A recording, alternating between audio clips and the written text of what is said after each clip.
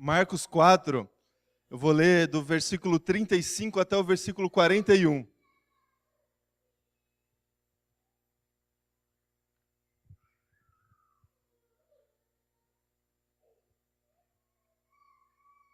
Todos encontraram aí? Diz assim o texto: Naquele dia, ao anoitecer, disse ele aos seus discípulos: Vamos para o outro lado.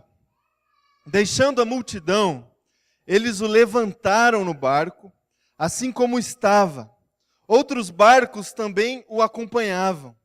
Levantou-se um forte vendaval, e as ondas se lançavam sobre o barco, de forma que esse foi se enchendo de água.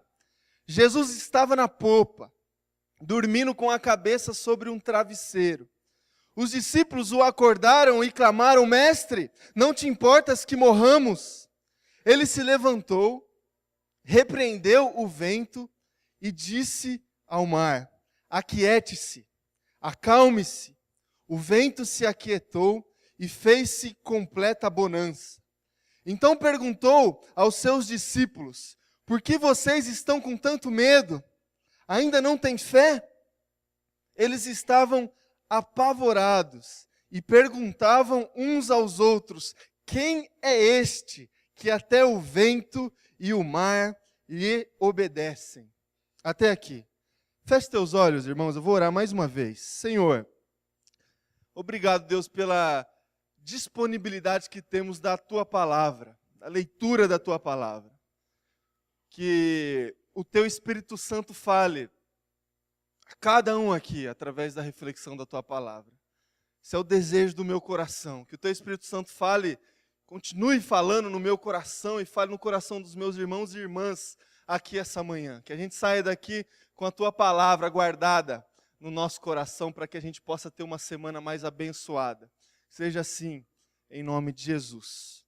Amém. Irmãos, quando eu leio essa história de Jesus e os discípulos no barco, quando tem essa experiência de Jesus acalmando a tempestade, eu me lembro de duas coisas.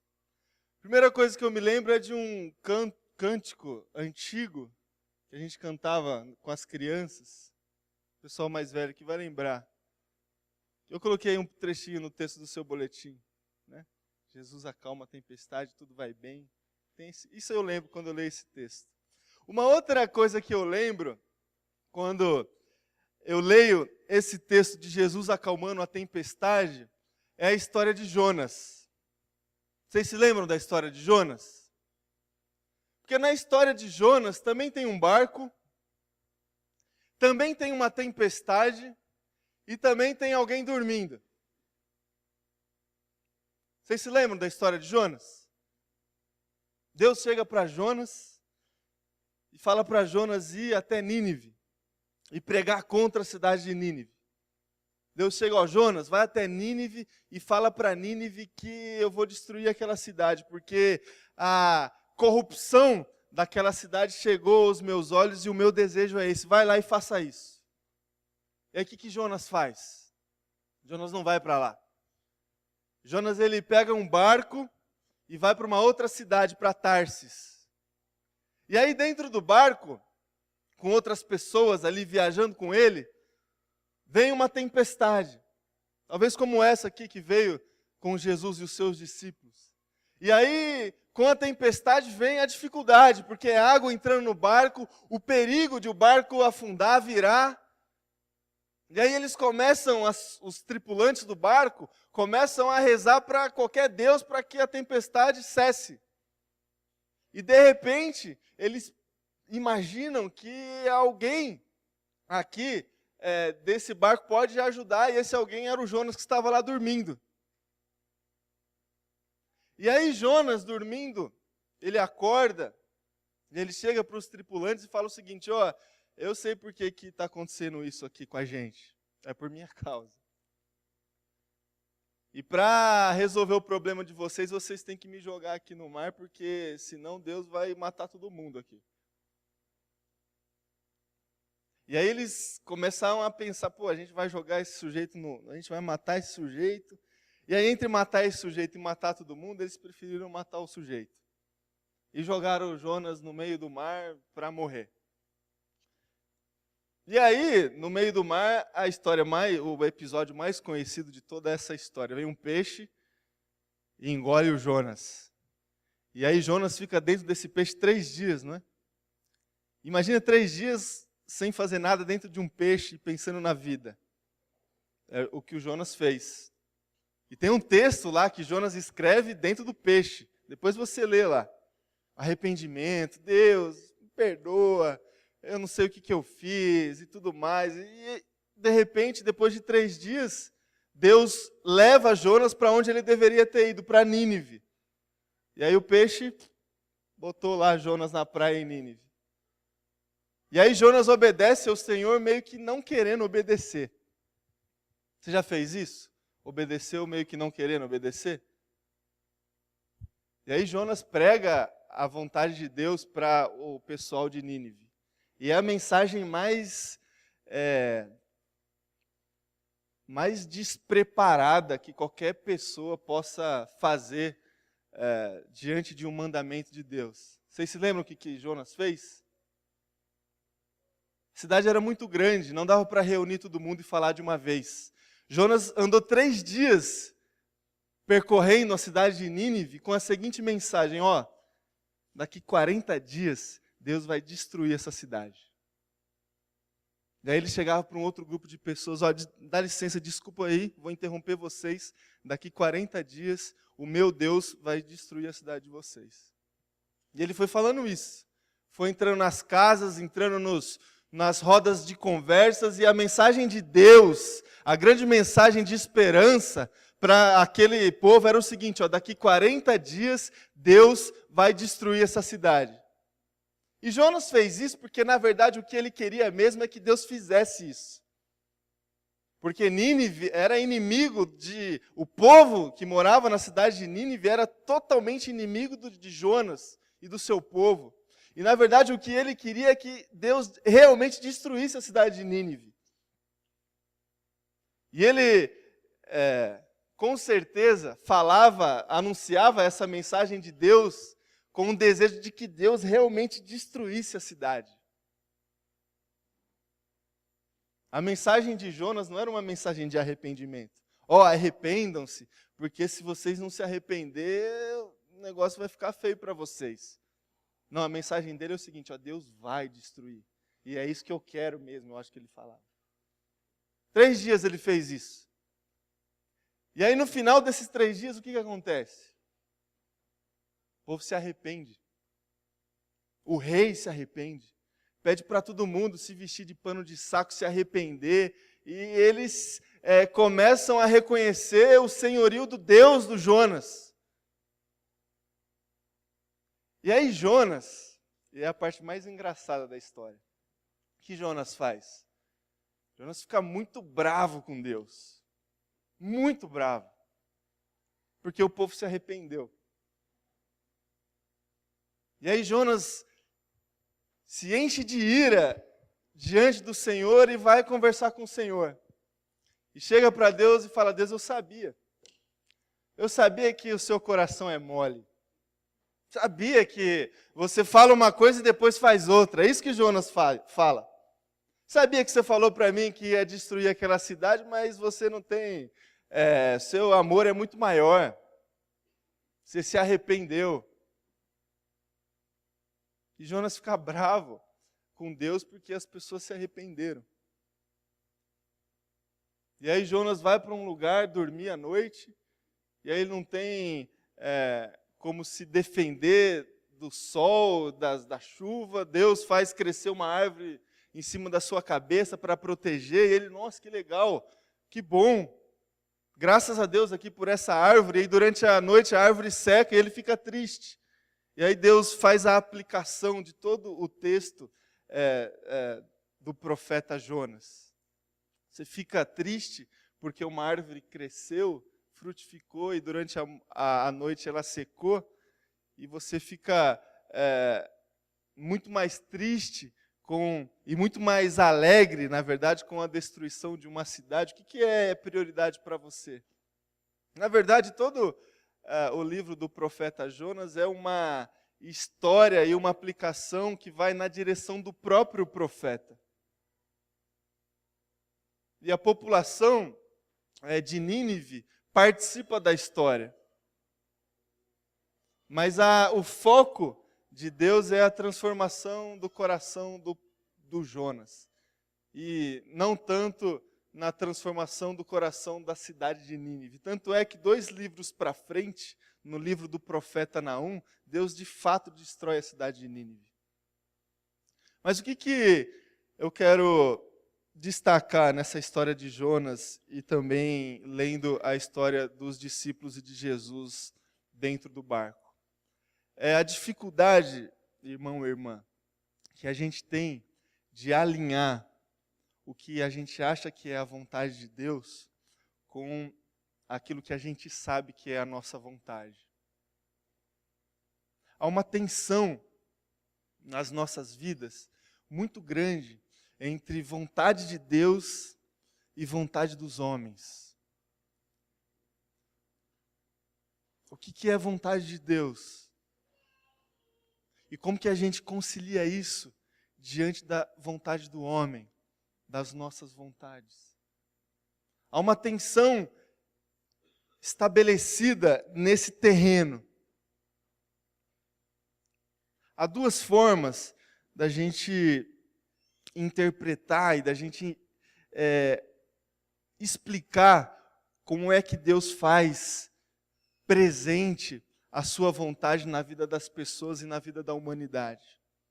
A primeira vertente, a primeira forma, é uma concepção determinista, que interpreta a vontade de Deus e a ação de Deus na vida minha, na vida das pessoas e na vida da humanidade de uma forma determinista. Tudo que acontece nas nossas vidas, na vida de todas as pessoas, na vida, na caminhada do mundo, Deus determinou. Deus determinou. E se eu vou para o lado direito, se eu vou para o lado esquerdo, é Deus que determina. Se eu vou para frente, se eu vou para trás, é Deus que determina. Se uma criança nasce, é Deus que determinou. Se uma criança morre, também é Deus que determinou. Se o sol nasce pela manhã belo, para iluminar e aquecer toda a terra, é Deus que determinou. Mas se uma grande tempestade sobrevém sobre uma cidade e mata milhares de pessoas, é também Deus que determinou. Essa é uma maneira de interpretar a interferência de Deus na história de uma forma determinista. Deus determina tudo e todos. E todas as nossas escolhas estão sob essa determinação de Deus. Há uma outra vertente que nos mostra, uma vertente mais liberal, que nos mostra que a gente tem a livre possibilidade de escolha diante do nosso futuro e diante dos nossos atos. Ela nos mostra que o nosso futuro está em aberto e quem define ele somos nós. Então o que a gente faz, o que a gente deixa de fazer, a responsabilidade é nossa. Se a gente vai para o lado esquerdo ou vai para o lado direito, a responsabilidade é nossa. Se a gente vai para frente, se a gente vai para trás, a responsabilidade é nossa. Se as pessoas estão se matando aí fora, se povos estão em guerra, se milhares de pessoas estão morrendo, por exemplo, lá na faixa de Gaza, a responsabilidade é nossa. E Deus não tem parte alguma nisso. O futuro está nas nossas mãos. Há esses 2 extremos. Há, por um lado, o fato de que Deus determina tudo e todos. E há, do outro lado, o fato de que o nosso futuro está em aberto e a responsabilidade por ele é nossa. Essa conta, ela nunca fecha. Essa equação, a gente só vai conseguir fechar ela quando a gente de fato estiver na presença de Deus e falar, Deus, como é que é isso? Como é que funciona isso? Porque se por um lado a gente acredita que Deus é soberano sobre tudo e sobre todos, a gente acredita nisso. A gente acredita que Deus é o Deus da história. A gente acredita nisso. A gente acredita que Deus interfere na história, interfere no nosso futuro. A gente acredita que, de repente, Deus acorda e determina, e a tempestade para. A gente acredita que, de repente, Deus acorda e mostra para nós, você deve entrar por aquela porta. E a gente vai lá e entra por aquela porta. Tudo isso a gente acredita. A gente acredita na interferência de Deus na história. Só que, por um outro lado, a gente acredita também que nós somos moralmente responsáveis por aquilo que fazemos. Porque se um dia nós seremos julgados, só é julgado quem é moralmente responsável. Só tem condições de julgamento quem é responsável pelos seus atos. E a gente convive com essa realidade também. Aquilo que eu faço e aquilo que você faz, a responsabilidade é nossa. Aquilo que as pessoas fazem, as guerras que as pessoas estabelecem por aí, são estabelecidas a partir de desejos humanos e de corrupções que são alimentadas em corações humanos. Eu não posso acreditar que crianças são feitas de escudo lá na faixa de Gaza e morrem dessa forma por uma determinação de Deus. Eu não consigo acreditar nisso. Isso é responsabilidade do homem. Então essa conta não fecha, você percebe? É difícil de fechar. E essa conversa, a princípio, parece ser uma conversa muito teórica e seria pauta para uma conversa muito maior, de muitas horas, que a gente pode até fazer, mas não agora, porque as crianças daqui a pouco vão entrar aí, vocês vão ver, para presentear os pais. Mas ela se torna muito prática nas nossas vidas pelo seguinte fato: por diversas vezes na nossa caminhada, a gente se pergunta pela vontade de Deus. Diversas vezes. Qual que é a vontade de Deus? No meio das nossas orações, essa angústia e essa necessidade de saber o que Deus quer faz parte da nossa vida todos os dias. O que Deus quer? Qual é a porta que Deus quer que eu entre? Qual que é a porta que Deus quer que eu feche? O que Deus quer de mim? Se isso está acontecendo na minha vida, qual que é o propósito que Deus tem para a minha vida? A gente faz essas perguntas, não faz? Diante de uma tempestade, a gente chega para Deus: Deus, o que você está fazendo aí dormindo? Você não se importa com a minha vida? Qual que é a tua vontade em relação às minhas dores, às minhas tristezas? Isso faz parte, irmão e irmã. A pergunta sobre a vontade de Deus, ela faz parte da nossa caminhada cristã, ela faz parte da caminhada da nossa família, ela faz parte da nossa carreira profissional, ela faz parte do futuro dos nossos filhos. A pergunta sobre a vontade de Deus faz parte da minha vida e da sua vida. Só que essa pergunta é feita no meio dessa tensão. Será que Deus determina tudo e todos os lugares, em todos os tempos? Ou será que eu tenho alguma responsabilidade nisso? Essa resposta eu não consigo te dar. Mas eu consigo olhar para esse texto que nós lemos e tirar dele um princípio precioso, um princípio fundamental para a minha vida e para a sua vida quando buscamos satisfazer a vontade de Deus, que é o princípio da presença de Deus. Da presença de Deus. A vontade de Deus, ela é somente estabelecida quando Deus está presente, determinando ou não determinando, escolhendo para nós ou não escolhendo para nós. O que importa é a presença. O que importa é a presença. Porque na minha vida e na sua vida, se a gente comparar a nossa vida como uma viagem de barco, às vezes nessa viagem, Deus parece que vai estar dormindo. Parece ou não parece? Às vezes a gente está passando por uma determinada situação, por uma determinada crise, por uma tempestade, por uma dificuldade, parece que Deus está dormindo lá na popa. E não está nem aí. Parece que Deus não se mostra presente de uma forma efetiva e objetiva na vida. E a gente se desespera. E a gente procura fazer tudo para passar por essa situação, e de repente a gente se vê numa possibilidade de morte, e a gente começa a tirar água do barco. E o desespero vem, a ansiedade vem, e a oração angustiante também vem. Deus, por que é que você está dormindo aí? Você não se importa com a nossa vida? Você não está vendo que a gente vai morrer?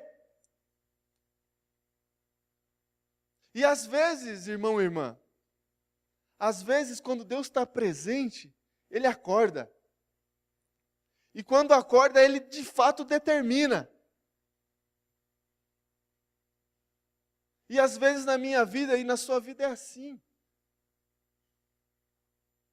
Às vezes Deus, Ele interfere nas nossas vidas de uma forma direta. Ó, você tem que entrar por essa porta.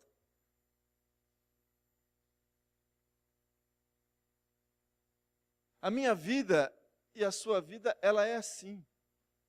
Só que o que faz fundamental, né, nessa nossa caminhada é a presença. Deus tem que estar no barco.